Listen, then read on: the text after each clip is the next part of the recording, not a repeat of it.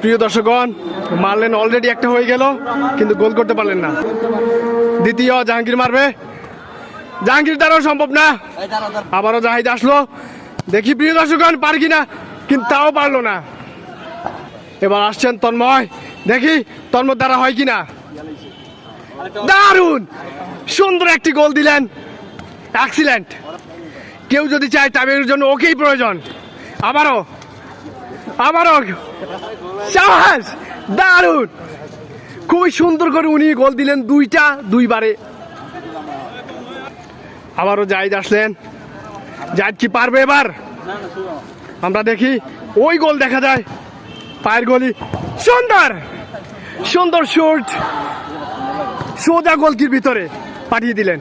এবার আমাদের জাহাঙ্গীর, তুমি পারবে আশা করি, দারুণ, এক্সিলেন্ট শুট। বন্ধুগণ, এবার আমার পালা, দেখি আমি পারি কিনা।